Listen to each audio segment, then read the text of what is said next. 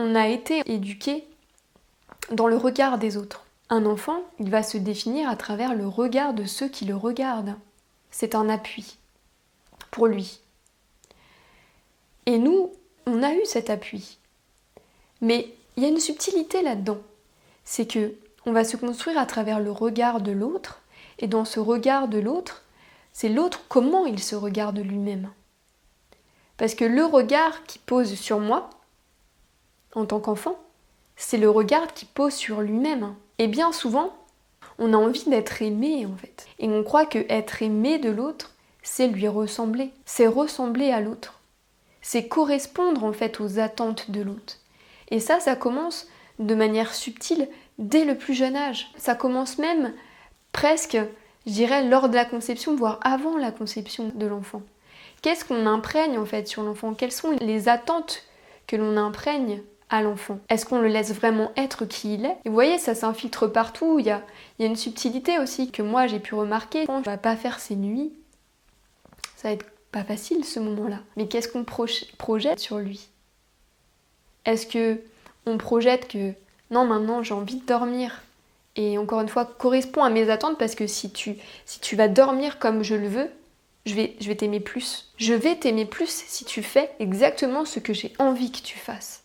Nous sommes des êtres d'amour, et nous voulons vivre l'amour. Nous voulons aimer et être aimés. On va se caler au fur et à mesure sur ce qui nous est demandé, sur celui ou ceux qui nous aiment, pour correspondre à leurs attentes, pour correspondre à leur amour, à leur vision de l'amour, à ce que l'on croit de l'amour. Et ça commence dans le cercle intime, ça commence dès la naissance. Et puis ensuite, ça va aussi se passer du coup à la crèche, à l'école.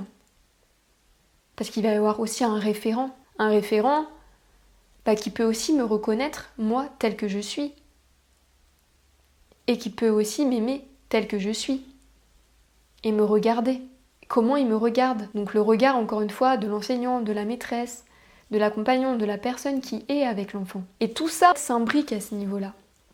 Donc, on va rechercher à rentrer dans la case de l'autre. Et c'est ça qui fait que on n'ose pas vibrer sa couleur par peur d'être rejeté. Parce qu'on a envie d'être aimé. Et on croit que être aimé, c'est correspondre aux autres. Et à ce que les autres attendent de nous. Et ça va être un passage qui peut durer longtemps dans notre cheminement intérieur, qui va être quelque chose de très très compliqué à se dépouiller de ça, de ce regard, de ces attentes de l'autre, mais envers nous-mêmes. Parce que c'est nous, à un moment donné, qui décidons de nous voir à travers le regard de l'autre. Et c'est pour ça qu'on avait parlé ensemble de notre regard à l'intérieur. Juste en fermant les yeux, on peut sentir ce que ça fait finalement de poser le regard à l'intérieur. Ça, si on le fait pas, on va forcément être soumis aux forces extérieures. Donc à la pression sociale, à l'autre, à mes parents, à mes amis, aux gens que je croise. Ça peut être aussi les circonstances qui m'arrivent aussi à l'extérieur, tout simplement, au quotidien, à ce qui se passe. C'est pour ça que je dois, à un moment donné, en tout cas, m'est proposé, de retrouver cette reliance intérieure, ce regard à l'intérieur, de tourner mon regard vers l'intérieur et découvrir justement mon monde, découvrir ce qui se vit dans mon monde. Qu'est-ce que j'aime dans ce monde-là? De quoi j'ai vraiment envie? Quel est l'être qui vit dans ce monde? À quoi il aspire? Et en retrouvant cette force intérieure, cette intériorité, je peux laisser place à toute cette force et je peux laisser cette force prendre sa place.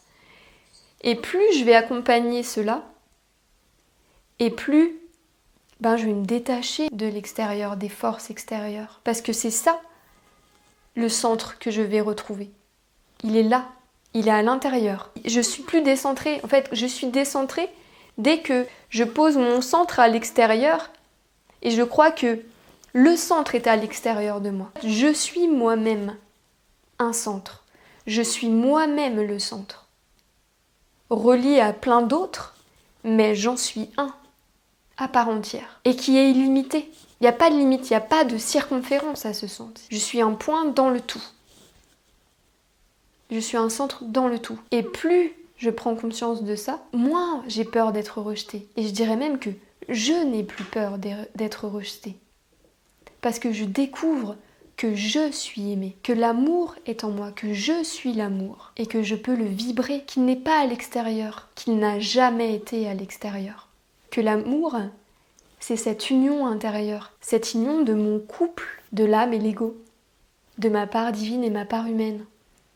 Ce couple sacré, il est à l'intérieur de moi et moi je le cherchais à l'extérieur. Comme je cherchais l'amour à l'extérieur, alors qu'il était à l'intérieur. Une fois que je l'éprouve, que je l'ai ressenti, éprouvé, j'en ai eu la preuve dans l'expérience, dans les expériences qui me sont présentées, eh ben j'ai plus peur d'être rejetée, je m'en fiche, je m'en fous.